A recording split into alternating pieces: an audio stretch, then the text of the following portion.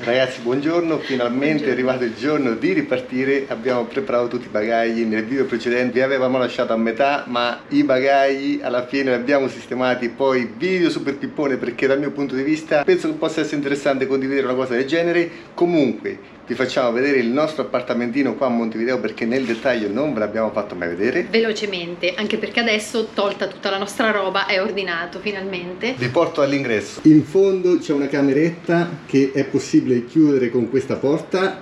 A destra la nostra camera matrimoniale. Vi faccio vedere anche un'altra cosa molto interessante.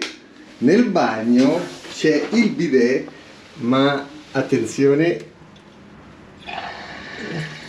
eccolo, bidet stile giapponese, cioè noi siamo innamorati dei bidet giapponesi. Qua è una cosa un po' diversa, un po' meno tecnologica, ma comunque particolare. E cucina, che è stato il mio regno per questi 10 giorni. Ci siamo organizzati, abbiamo fatto la spesa come avete già visto, ed è questo il modo che vogliamo adottare per tutto il viaggio. Questa struttura è concepita per i ragazzi dell'università, infatti vedete due camere in quanto si potrebbero dividere queste camere, cameretta e camera matrimoniale, cucina in comune e bagno in comune.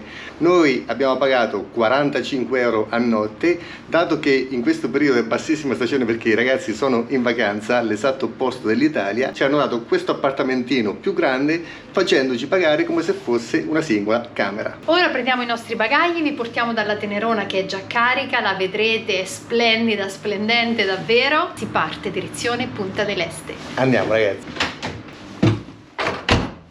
Camera 701 se venite da queste parti. Un po' ci dispiace lasciarla, però ci piace iniziare il viaggio. È in parte come lasciare una casina che ti ha ospitato per tanto tempo. 10 giorni per noi sono un'infinità di tempo. In tanti ce lo scrivete nei commenti, la scelta di Montevideo non è casuale, ma è una scelta dovuta data dall'importatore della moto. Poi ci faremo un video dettagliato perché Montevideo è considerato un porto molto semplice per sdoganare le cose. Ma ripeto, video pippone dettagliato. Siete pronti a rivederla? Aspettate, accendiamo anche la luce. Eccola qua ragazzi, anche se la luce è poca, moto pronta per il giro del mondo. Una moto per due persone. Per me è stato quasi impossibile fare tutti i bagagli perché c'è l'attrezzatura da lavoro, l'attrezzatura da campeggio, c'è l'abbigliamento per meno 10, per più 40, tutto per due persone con una sola moto. Vediamo come fa, speriamo bene. Chilometro zero. Si va!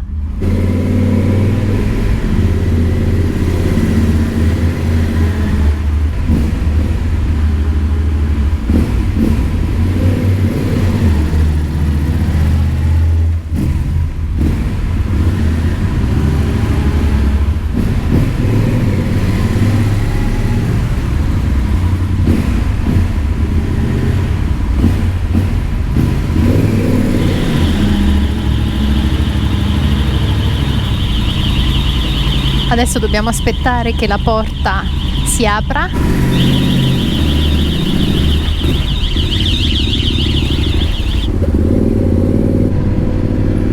Questa è effettivamente la prima esperienza con la moto carica. È vero che abbiamo già girato per la città di Montevideo in moto, ma non carichi di bagagli. Subiamo probabilmente l'influenza dell'Oceano Atlantico, temperatura perfetta, giornata perfetta di dicembre/giugno nostro.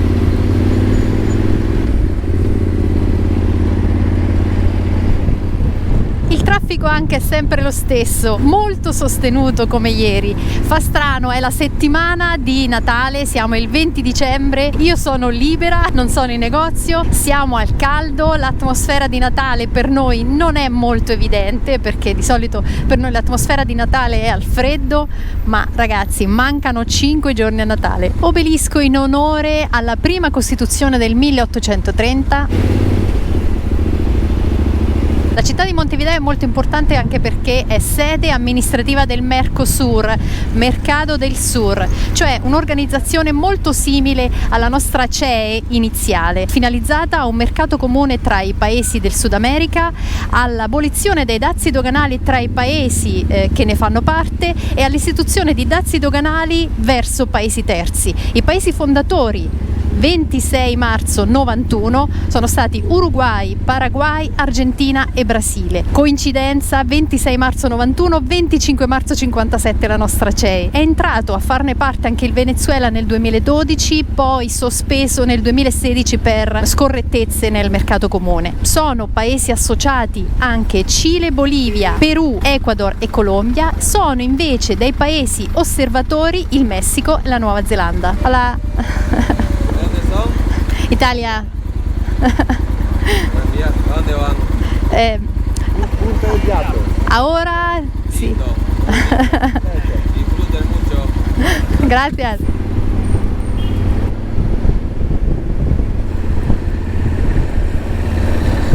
«26 gradi, temperatura perfetta».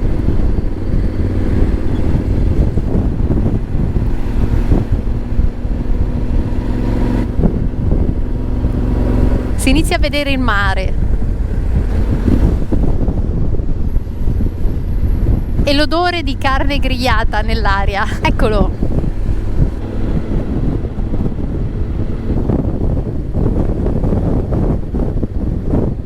Le palme danno un aspetto estremamente esotico alla città, un po' somigliante a Miami in certi casi, soprattutto nella zona costiera. Ci si prepara al Natale in spiaggia.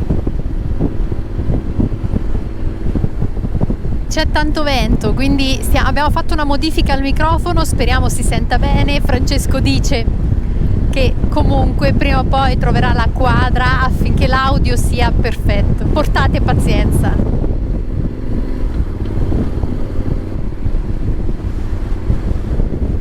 Il mare che vediamo a Montevideo è il Rio de la Plata, cioè l'enorme estuario dei fiumi Uruguay e Paraná che si buttano nell'Oceano Atlantico. Tra questi il Rio Paraná è quasi 4.880 km di lunghezza ed è il secondo fiume del Sud America dopo chiaramente il Rio delle Amazzoni.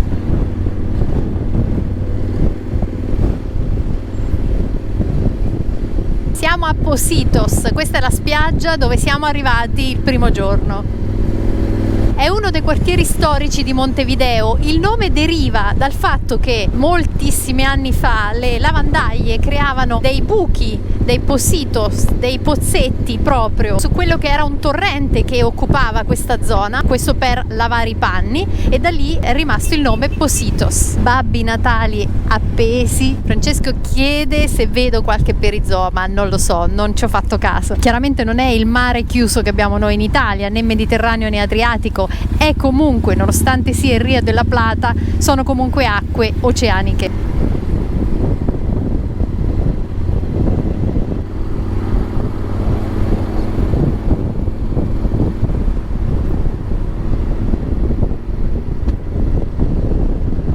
Incontriamo un porticciolo mentre percorriamo questi 20 km di rambla, dall'arabo ramba, e cioè terreno sabbioso, chiaramente termine importato e adottato dagli spagnoli.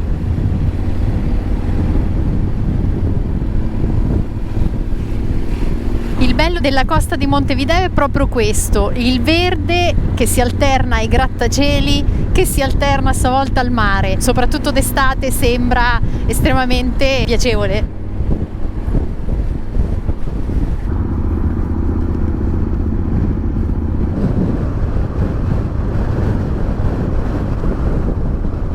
Dalle bandiere vedete quanto vento ci sia, quindi tiro giù la mentoniera per permettere all'audio di essere migliore, è una prova, vediamo.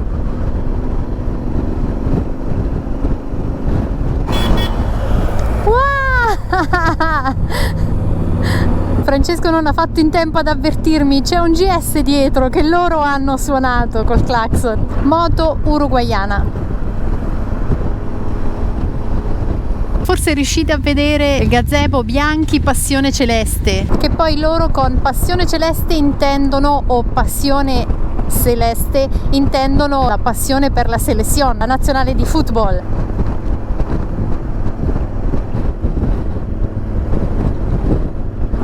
Il mare di giugno, di dicembre. Comunque Lungo le spiagge ci sono delle bandiere con la scritta peligro, ricorrenti, quindi non è da fare un bagno senza pensieri, attenzione. Questi sono effettivamente i quartieri più ricchi, Pocitos e Buceo, che stiamo attraversando. Di fronte abbiamo Carrasco, che è il quartiere litoraneo, quindi sempre sulla Rambla, sempre costiero, che si avvicina di più all'aeroporto internazionale appunto di Carrasco.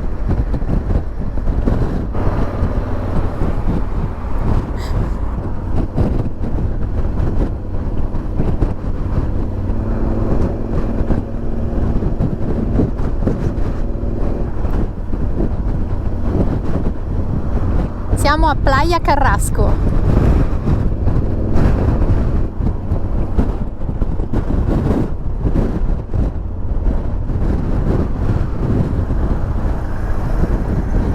Sofitel, indicazione dell'aeroporto internazionale di Carrasco. Qualche casa assomiglia a un'architettura del nord Europa.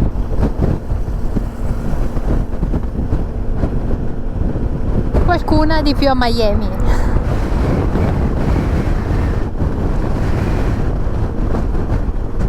Siamo a Canelones, seguiamo la Rambla all'est.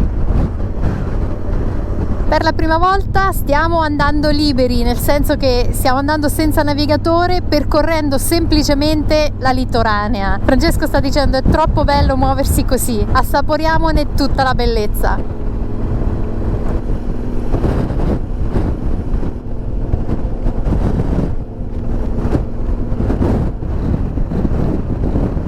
Stiamo cercando forse un ristorantino per poter mettere qualcosa sotto ai denti. Chiuso, sì.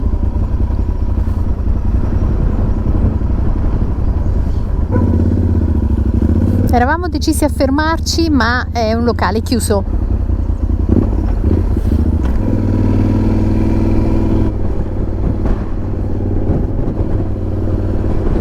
Queste stradine sicuramente sono perpendicolari al mare.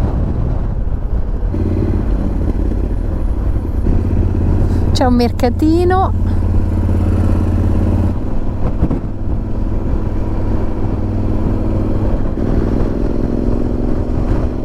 Questa è la ruta interbalnearia General Liber Seregni.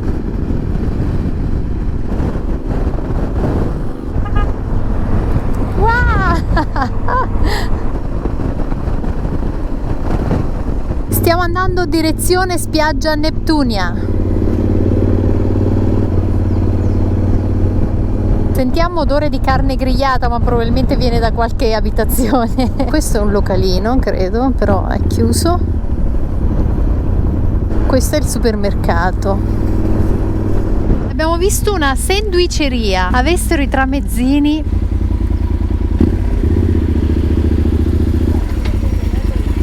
Andiamo a vedere. Ho visto un ragazzo con dei tramezzini impressionanti. Vediamo i tramezzini sudamericani come sono. Hola. Impressionanti. Opto per questo. Mamma mia. Anche questo non è male. Cioè, ma qua il paradiso è. Voi guardate Sara che mentre mi spogliavo mi ha rubato l'osso. Non ho ancora rubato nulla, tra l'altro wifi libera qui. Fai vedere l'osso alle persone. Guardate, da casa. ragazzi. Cioè, qui stiamo al top. Cioè, top assoluto. Assaggia. Concorriamo decisamente per il primo premio.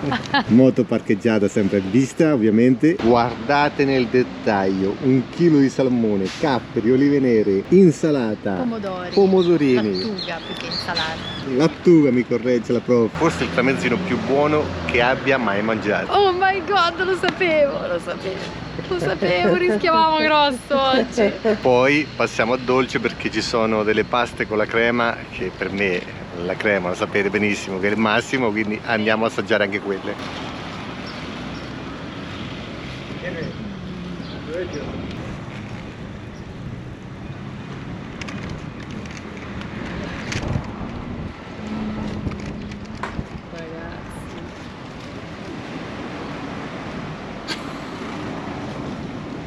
Primero, el campeón de los tramezzinos, Copa del Mundo. Ma guarda, Guarda che roba. Acquolina, acquolina, aprite il frigorifero. C'è un salmone intero, ma 290 pesos, 7 euro e qualcosina. Vado ad addentare anch'io, se no mi vedrete deperita molto presto. Sapendo che era il suo ultimo morso, ha esagerato. Tu vai a prendere un altro, questo lo mangio io. Ah, vero? Ho mandato Sara in una scoperta, è tornata con questo, ma soprattutto è tornata con questo. Sono rientrata, ragazzi, perché Francesco aveva terminato anche la mia parte, quindi io ero senza pranzo e poverina. Secondo me bisogna guardare la proporzione. Cioè, io peso 87 kg, Sara ne pesa 50, quindi 2/3 io e 1/3 lei. Più o meno, dovrebbe essere così. L'ho preso uguale al tuo. l'hai preso uguale? Sì, perché ormai avevo iniziato Con il pesce. col gusto del pesce, era giusto così. Poi farai qualche morso anche tu, forse. Facci vedere la tua capacità mordente. Com'è? È uguale all'altro? Comunque, mentre mangiavamo si sono avvicinati due signori, hanno visto la targa italiana, mi hanno fatto 1000 domande sulla moto, avevano un Trenere 60, volevano sapere come abbiamo spedito la moto qua, se con il container, oppure venendo dalla California, scendendo, eccetera, eccetera. Simpaticissimi. Poi alla fine siamo arrivati sempre a chiacchierare sul solito argomento, pericolosità, eccetera, eccetera. Qua ci hanno detto che è abbastanza tranquillo, ma è tutto muy caro. Uno stipendio buono è 1000 euro, ma qua anche 2 tramezzini, per carità, sono 2 pranzi. E non so questa pasta, perché tramezzini 290 pesos, quindi 7 euro e qualcosa. La pasta quanto l'hai pagata? Io ho pagato in totale 3,30. La pasta solo 41 euro, quindi la pasta come da noi. Comunque lo stipendio, uno stipendio buono, 1000 euro al mese, e la vita per mangiare, quindi beni primari molto cari.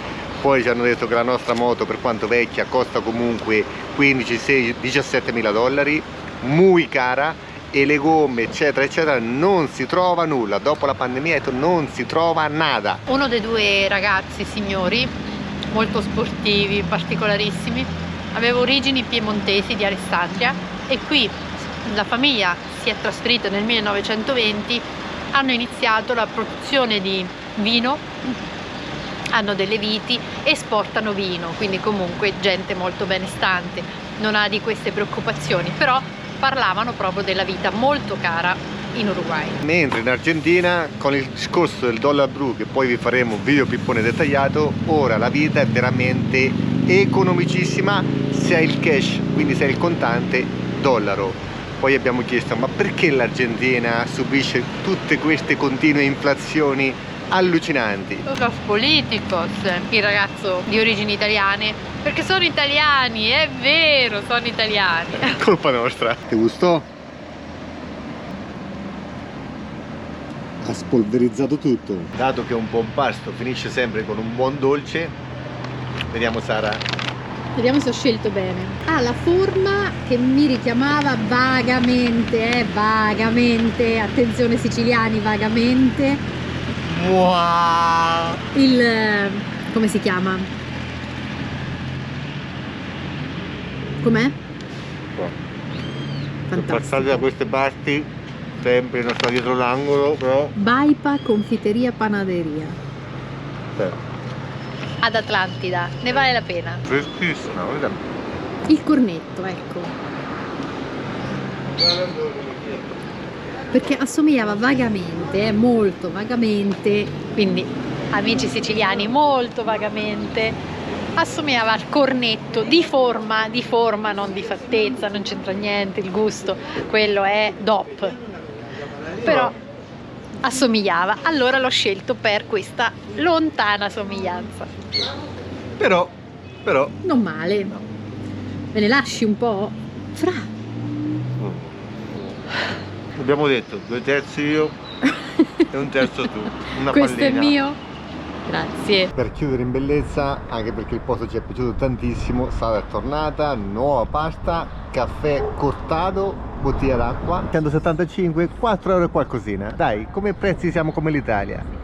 Ecco il maiale di Sara all'azione. Guardate, avrò fatto un buon investimento a portarmela. Cioè, voi l'avete mingherlina, ma questo si mangia tutto, consuma più la tenerona, molto di più. E io Avrò fatto un buon investimento a seguirlo. Ho letto un commento: Sara, lascialo perdere che ti porterà all'esaurimento. Vero, vero. Questa è la cosa più importante che ho, ma ragazzi, ma veramente. Però il pasticcino se l'era finito, quindi importante, ma... L'amore si dimostra in altre maniere. Inizio a riconoscere il vero gusto di viaggiare in moto. Non avendo il bagno in questo locale dove abbiamo mangiato, mi hanno indicato il supermercato. Sono entrata, c'erano dei macellai che mi hanno visto entrare. Hola, hola, come fossi, non so, la regina del posto. Ho chiesto il bagno, mi hanno accompagnato nelle retrovie della macelleria. Mi hanno stretto la mano, cioè, ragazzi, questo è il bello del viaggio e anche del Sud America. Sí. ¿Desde dónde? Nosotros somos italianos. Yes, I understand your Yes, language. yes. But we start our travel, our trip in Montevideo and then Punta del Este, Punta del Diablo e después Argentina. Argentina, But Patagonia. You just started. Yes, yes, just started. Wow. Yes. Have a nice trip. Thank you. Thank you. Bye. Ecco, questo è il bello del viaggio. Abbiamo appena iniziato, sì, ma ci aspettano tante cose. Speriamo belle. La verità è che il macellaio non la conosce, altrimenti ne sarebbe stata la larga. Baby, for love, go all for love. We're going for love, for beating hearts off the charts. Love, go all for love. We're going for love, baby, going for love, baby, for love. I bet you'll get it right, but don't get me wrong. Say what you gotta say. Say what you gotta say. Go like a satellite, just go like a star now. Say what you gotta say. Say what you gotta say. Take it to the big scene.